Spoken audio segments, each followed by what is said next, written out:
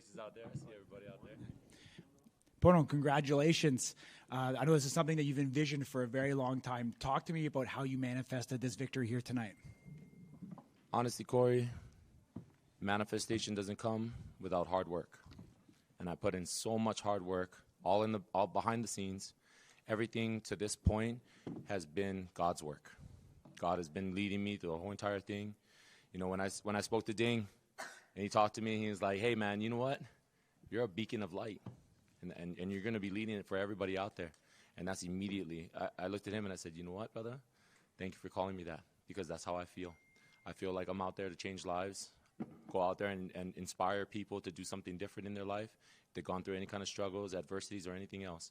And just like tonight, going out there and then get called for a flinch that doesn't look like a flinch, but then go back out there, eat another one, and then deliver the knockout, the KO, and really put all that work on the line right there. So I'm happy with the performance and happy with everything that happened tonight. Absolutely. You know, Cooper Housley seemed to be very, friendly toward you this entire week. Zero animosity. There was a lot of love and respect shown to each other. How difficult was it to go up there and put all that aside? None at all. You know, I'm the same way. So he gave me a lot of love too, and I gave him love right back, because that's exactly how I answer everything. It doesn't make any sense to be mad at something like that, right? I know that he has a family. He has a three-month-old baby that he's got to go home to and take care of that baby and take care of his wife. And when I see that, I look at him and I look at myself too. Is that I'm over here doing the same exact thing, doing stuff for my family, doing stuff for God, and just working my way up. On that final strike, did you think he was going to get up? From the look, no. As soon as I looked down and I could see that his eyes was rolling, I knew that it wasn't going to be a get up at that moment. I knew that he was going to stay down the whole entire time, and it really brought back that feeling of looking at when he fought Lorenzo and what he looked like when Lorenzo hit him, even though with the DQ. So once I saw that in his eyes, I knew that he wasn't going to be able to return back up and get up. I mean, one last one. One of the main motivations for you to join Power Slap was to reconnect with your daughter. Can you give us an update on that? It's solid. It's solid. It's a blessing. I haven't spoken to my daughter in 13 years, and then her best friend reaches out to me, right, through the whole entire thing with Power Slap, with Season 3, and the reuniting with my daughter is probably the fire that just fueled that. I knew that my family is going to be together after this. And my love for Power Slap, the sport itself, and for all the fighters out there, it really was holding on my shoulders. I wanted to change lives. And even with Season 3, I wanted to go out there and be the most impactful person that there was. And now I get to share that and cherish that with my daughter and really be there for her. And, it's 13 years that I haven't seen her. So now it's more of like how to accept the fact that I wasn't there and how to fix everything that I had going on at the time and being able to be the best version of myself and the best dad I can be. Amazing. Thank you. Thank you, guys. What's up? Hi, Pono. Congratulations. Hello. So when you were on road to the title, you broke your right hand, and this was your first time using it. Did you have any concerns going into this match? I did. I'm not going to lie. It's at a certain point after the physical part of it, it becomes neural. I have to think as much as I can to make sure that the physical therapy part is good, that I'm consistently doing what I'm supposed to do. And at that moment, I realized that, hey, you know what? That right hand, even though it's very powerful, you still got a little bit of trauma to it. So there was always doubts in the back of my mind that something like that wasn't going to be the way it was. And I thought he would have eaten that slap and looked at me and then returned another. But at that moment, once I made connection, I knew that with the injury, with no injury, with everything else against me, all the adversity, all the resilience and bouncing back, I knew that it wasn't going to affect me at that moment in time. But it played big on my mind for a while. And how's it feeling right now? Awesome. Good to hear. Especially with the win. Thank you. Thank you. Good. Perfect. Thank you very much. Awesome. Thank you, guys.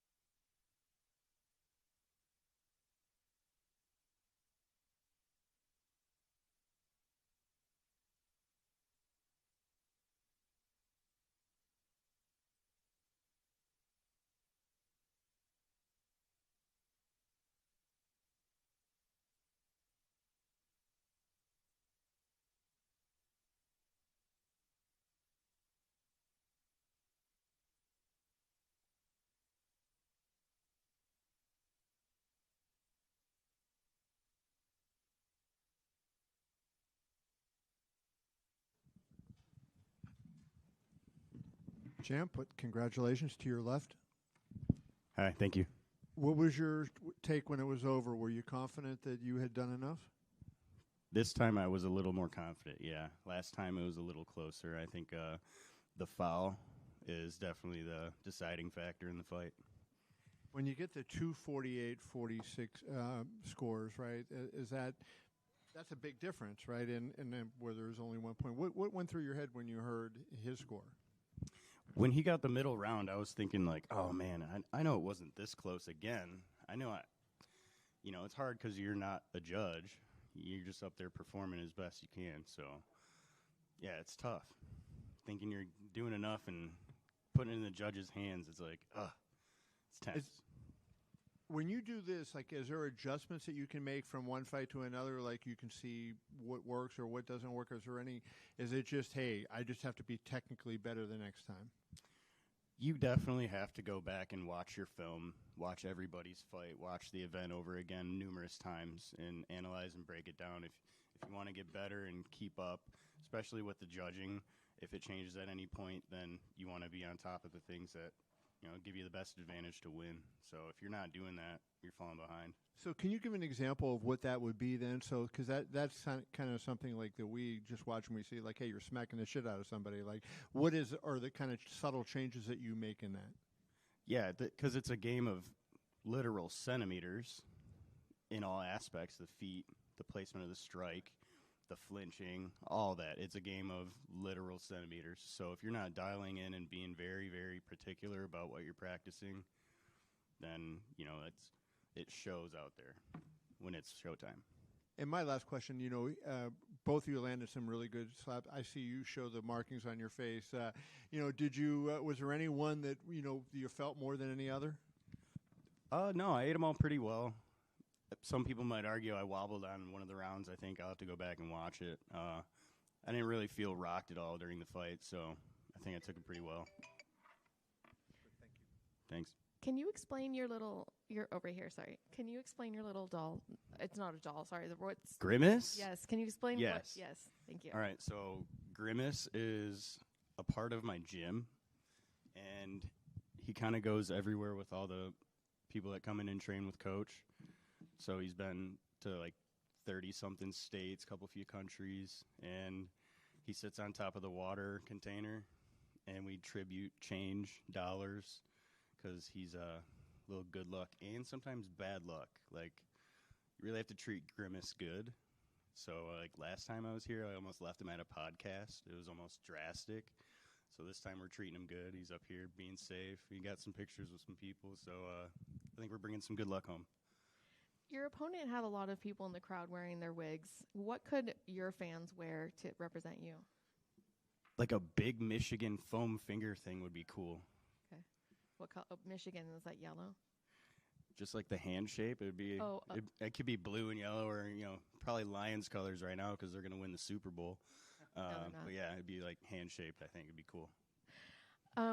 There were cards going around the crowd. Everybody was getting some trading cards. Imagine your life just a year ago. Could you have imagined that you'd be on a trading card? Maybe you knew a year ago. I don't know. No, not at all. And no, coming into the sport, having a few wins after a year, thinking, oh, this is kind of cool. And now we have trading cards, and now it's like trading cards that won't be released. Everyone's trying to get their hands on them. Everyone's trying to get me to sign them. So it's a pretty crazy experience. It's cool. What about your opponent missing weight? What did you think of that? It's tough.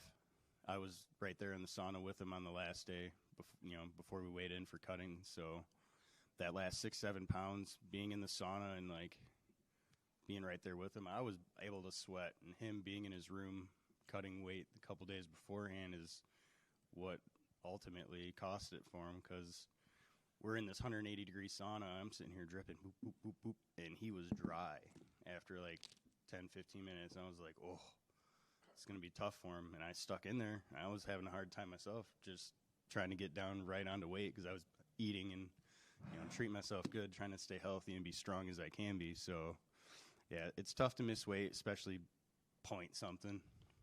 It's real hard. I feel bad. Thank you. Hello. Hello, over here. Hey, how's it going? Miguel from Mexico. Just wanted to ask you, where does the nickname come from? Babyface. So I've always looked young, and I don't really grow a good beard. So I figured it was between the two nicknames, Black Eye, because I have a permanent black eye, and Babyface. And I said, well, what if I shave my face and don't grow a beard and show these guys that I'm actually just tougher than all of them, Babyface it is. And I signed, that's my nickname. That's how it happened. All right, Anthony, thank you. Mm-hmm. Over here. Hi, congratulations. Hey. So about a week or two ago, I believe you posted a picture that you were on weight. So did you gain a couple extra pounds in between then that you had a struggle to cut? Yeah, so before Thanksgiving, I'd done a few 3-day fasts the month prior and came down from around 195. And I sat her at like 167 the day before Thanksgiving, so I was like, oh, cool, let me eat a little food here now. Day of Thanksgiving, I weighed in at 170, ate up to 175. Said, all right, let's coast this out until fight week, and then we'll see where we're at. And I kept, eating good and drinking water, staying hydrated. Ended up being around 176 the day of weigh-ins. So straight to the sauna to cut my 6-7 pounds, thinking it was going to be pretty easy. It was actually kind of tough, so I'm probably not going to do that again. All right, and then I believe in your post-show you said that this one was tough, the third one's going to be harder. So do you feel like you need a trilogy with him since you beat him twice already? I believe we will face again when he challenges for the belt again. That's where I think it's going to happen. Not immediately, though? I think I'll probably have a match in between. Someone else will probably get a shot. We'll see. And then were you surprised when the refs actually did look back at the tapes? Because you called the neck and they called it fair. And then they usually don't look back at them again after they call it. See me up here striking and judging at the same time? I'm going to be one of the greatest in the sport. I can just tell from how you take strikes, I can tell what's legal and what's not. That one definitely wasn't, and I felt it. So I was prepared to argue to the death for that one. I'm glad they overturned it. I was actually surprised they did that, too. Awesome. Well, thank you. Thanks. Perfect. Thank you very much. Thank you, guys.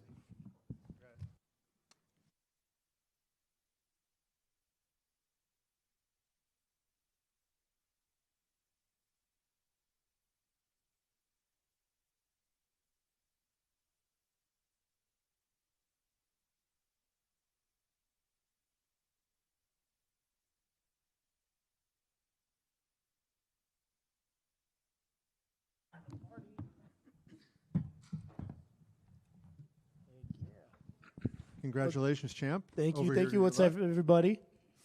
That was quite a performance. Looked like you might have been out of it and down, and you come back to win that. Is that your greatest win, just given what you accomplished and overcame?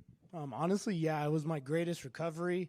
I mean, people who've seen my 2 losses here at Power Slap, similar situation, got put on my ass and then got right back up, but they called it off at that point at those times.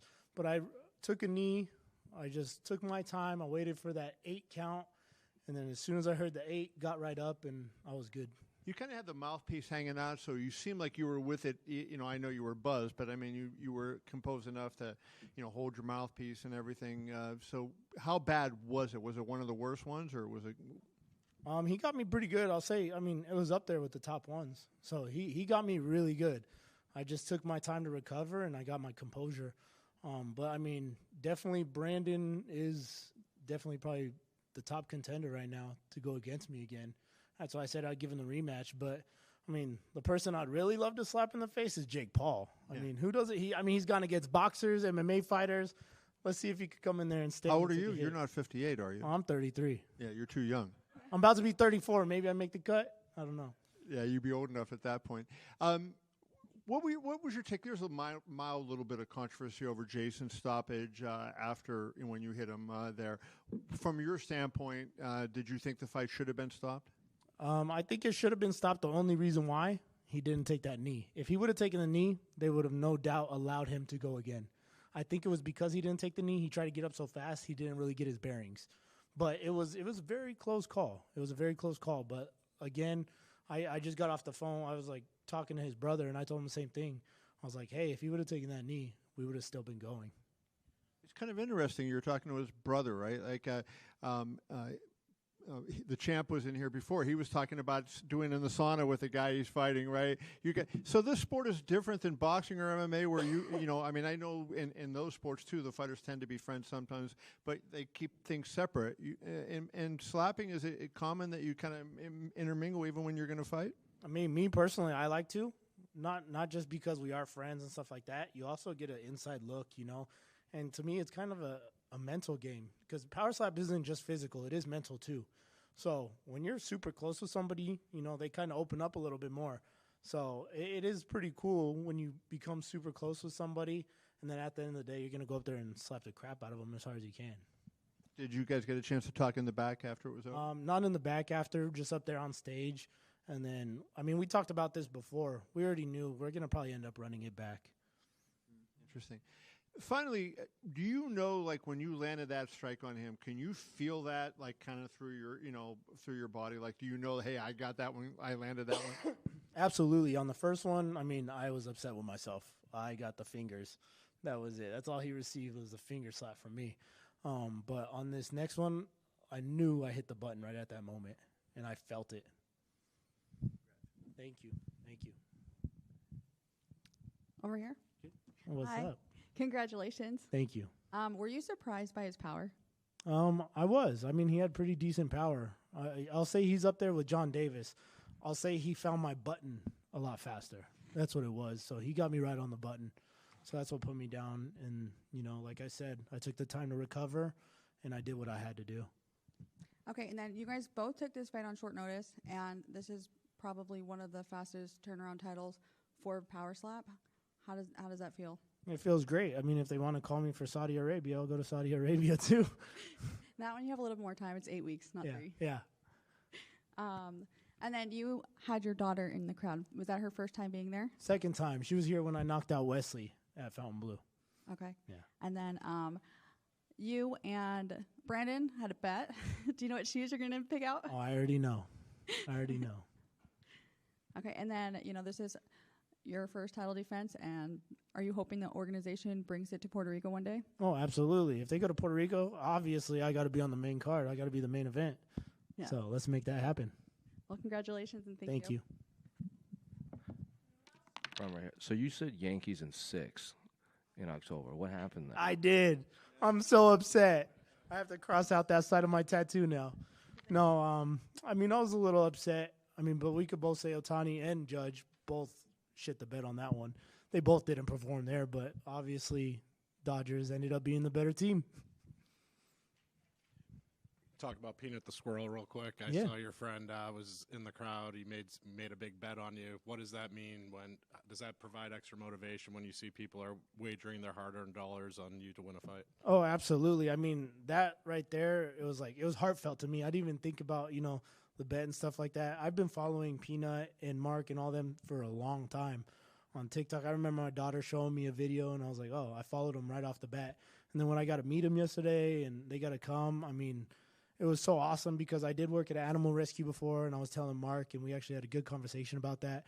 And, I mean, with everything that they went through and with the government overstepping their boundaries like that, I mean, I was 100% on board, and I definitely had their back. So tonight, I knocked out the butcher for Peanut and Fred. Thank you. Asaya, hola. All right. What's up, man? Por acá. Oye, para los nuevos fans hispanohablantes que... I'm the only Puerto Rican that doesn't speak Spanish. Oh, sorry. I was told you spoke Spanish. Sorry. I'm the only Puerto Rican that doesn't speak Spanish. It's sad. You could blame my dad for that. Okay. He wanted to have adult conversations, so I couldn't understand. All right. Just a quick question. What's the most difficult thing about being a power slapper? To be honest, the anticipation for the match. Nothing else. There's no nerves. It's just the anticipation to get up there and just knock that person out or take the hit. I knew I was getting hit first tonight, and I knew I was just going to have to brace and just take it. That's honestly the hardest thing. It's just the anticipation leading up to the fight. All right. And why should new people watch this? New people should definitely watch this because, I mean, everybody knows they usually watch UFC or boxing for knockouts now. You know, people used to watch Mike Tyson hoping for a knockout. And same thing with UFC. I know when I was growing up, I wanted to see a knockout. And when you see a submission, you're kind of like bummed out. But now you have the instant gratification for a knockout, and you don't have to sit there and watch matches for, 4 or 5 rounds. You'll see a knockout within a few seconds. Yeah, the action is quick. Exactly. Right. Thank you, Isaiah. Mm-hmm. Just a quick one right here. You mentioned, Sorry. talking about the anticipation, you mentioned how you knew you were going to get slapped first. Do you think as a champion, you guys should have the right to pick to strike or defend the strike first? I think the coin flip is fair. I mean, even before I was doing this with Power Slap, I was doing it in another event, and they always did coin flips. So coin toss is definitely fair, but, I mean, some people who do lose the coin toss, they'll feel defeated right away. But for me, I get super excited. It gives me that adrenaline, So I get hit, I know I'm going to fire right back. You guys good? Thank you. All right. Thank you, guys. Thank you, everybody.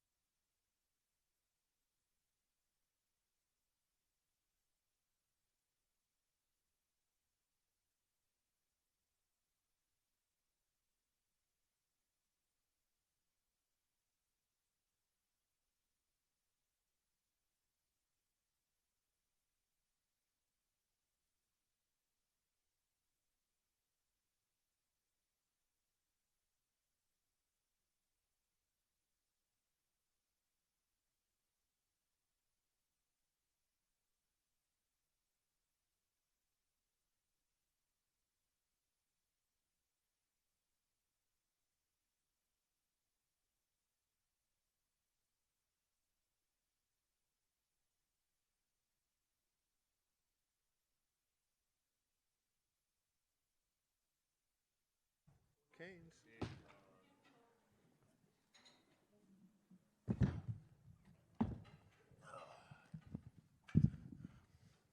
How's it going? Nerve-wracking? Just a little bit, but honestly, that was the most fun fight I've ever had in my life. What made that fun? Just the fact that it went the full distance. He put on a great show. He hit hard. He took great shots. I'd definitely run it back with him. Did you feel like Dorian stepped his game up from past times? It seemed like he was better tonight than maybe he had ever been. Oh yeah, I definitely could tell that he'd been training and working his ass off to, take the belt from me. But, I hope to see him get better and better and one day run it back. You normally take those strikes pretty good. A couple times you had the crazy knees today. Were you close on any of them? I wouldn't say I was close, but I definitely felt his power. They were definitely good hits, solid strikes. Rattled me a bit. You get shook when you get hit like that, but, I felt confident in taking those hits, and I feel confident doing it again. What, as outside of him, because you had a great fight with him, what do you see the state of the division, and who are the guys that you keep an eye on in the heavyweight division right now? Other than him, Pono, he had a great performance, so I'm curious to see when he'll get his chance. Hopefully he gets a contender fight soon, and I'd love to run it with him. One of the bad things, I guess, for you guys, like in a lot of divisions, you can move up and get in. You're going to be stuck being a one-division champion, right? I can't imagine you want to fight a 400-pounder. Oh, I'd absolutely want to fight the Crazy Hawaiian. If they let me do it, I'll do it in January. I'll do it in March. I'd love that opportunity. So what would you weigh if you had to fight a guy like that? I'd probably come in at 270. That's probably the most weight I could put on in a short amount of time. It really depends on how much notice they give me. Interesting. Why would you want to fight a guy that you would give over 100 pounds away to? What is the benefit of you fighting a guy like that when he has that huge size advantage? And you would assume that would help him take your strikes better. I mean, the bigger they are, the harder they fall. And I want the baddest competition there is. And he's the only other champ that's doing it the way I'm doing it. Were you impressed with his win over Dumpling? I mean, it was a win. A win's a win.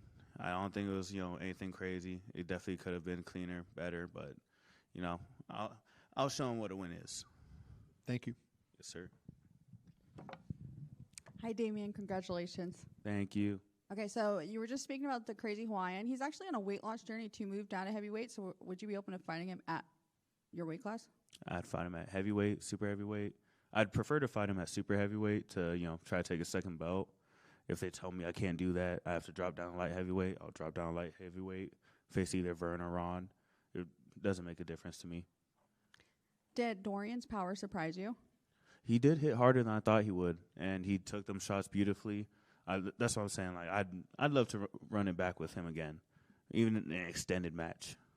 Yeah, it was definitely close, so I would love to see that happen again. But during the weigh-ins yesterday, he put some butter on your face. What were you thinking when he did that? I was just kind of in shock. I didn't expect it. I saw him pulling some shit out of his pocket, and I was just confused before he touched me in the face. I was like, "What is going on right now?" But it's all in good fun. Me and him are probably I have to go buy him a drink after this. Definitely owe him one after winning. So, it's all good fun between us. Okay, speaking of buying things, the first time you got the title, you went and bought a Mustang with your bonus. Do you have plans to buy anything with this one? No, just saving up my money right now. Pineapple pizza?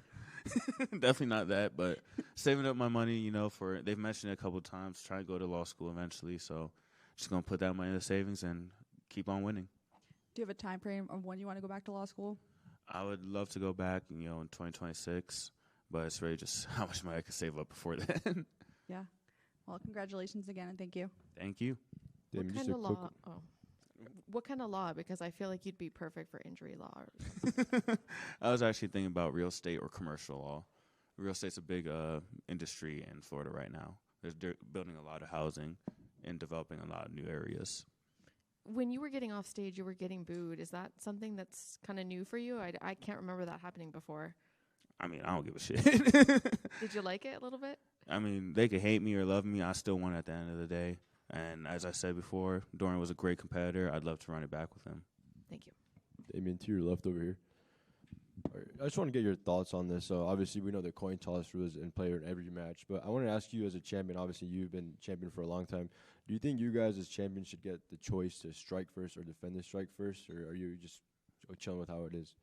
Honestly, I like the concept of coin toss, leave it up to chance. Because, if you're going to be a champion, you can't be afraid to lose a coin toss, is how I see it. And it just adds, a little element of surprise to the sport of who's going to go first. Like, is that going to matter for your match? Sure, and obviously, I think today was probably the most damage we've seen you absorb in a long time. So when Dorian hit you with that first Skoden, how did that affect you in there mentally, if at all? I honestly got more and more excited the longer it went because it's been a while since I've had a nice 5-round match, and I would love to go further with him. And obviously, you just mentioned wanting to go up and do some super fight with the Crazy Hawaiian. But are there any other goals you have within this power slap journey you're on right now? Just keep defending my current belt at heavyweight for as long as I can. Just really cement myself as a legend in the sport, especially in the early years. I really want that whenever you talk about power slap, you got to talk about me.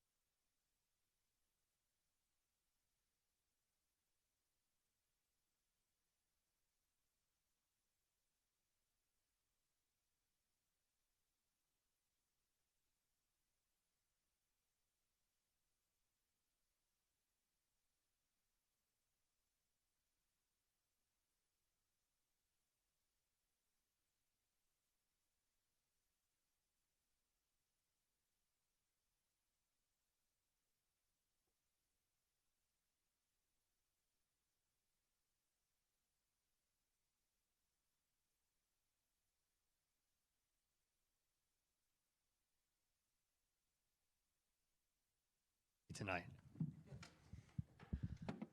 The Crypto.com performance bonus winner of the night, again, is Isaiah Quinones. He'll receive $10,000 in crypto provided by Crypto.com. This is actually, I think, the second or third crypto bonus that Isaiah has won. I know his first one of $10,000 he kept in the account and is now up to like $35,000. So this is definitely working for him. We also have Fight of the Night, Blackburn Muniz. There he's going to get $10,000. And then 3 performance bonuses, Pono, Kalani, and Luke. Can you just give an overall thought of the card? What did you think of it? Any changes you saw that you would want to make for the next one? I think this was probably the best exciting event that we had so far from top to bottom. Definitely want to get some of the new guys a bit more training. Like the women's fight, I think they would have both benefited from a bit more training before we put them in there for the live card, but they stepped up for it. We were actually just talking about maybe carving out an area of Apex to have a little, slap training center. But, I mean, overall, I think that was probably the most exciting event we had and some of the best matches. I mean, that Blackburn Muniz match, I went backstage, talked to both of them and said, I think when we were building this sport, if I had to paint a picture of what the best possible match could look like as far as a slap fight, that was probably it so far. There were some trading cards going around in there, and what did you guys think of that? The reception? Did you hear any feedback on them? I haven't talked to them yet, but I know that's a real hot industry right now. That's why we did a deal with them, and I think they're releasing the full set in Q1. Do you know where we can buy them? Is it just directly through the company? It'll probably be Leaf and throughout a bunch of other places. I'm not sure yet. Can you reveal any goals you guys have for Power Slap in 2025? Yeah, I mean, like continue to build on continue to work on what we're building here, more events. You guys saw tonight that we announced we're going to Saudi January 30th.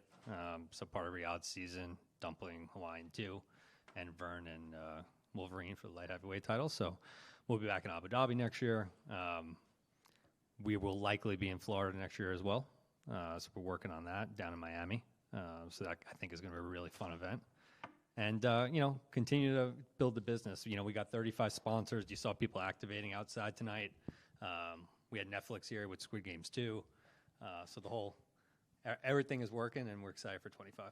Speaking of Netflix, is it a possibility that Power Slap could be on Netflix at some point? We're talking to everybody right now. We got everybody knocking at the door from online, digital, TV broadcast, cable, and not just in the United States, but across the world.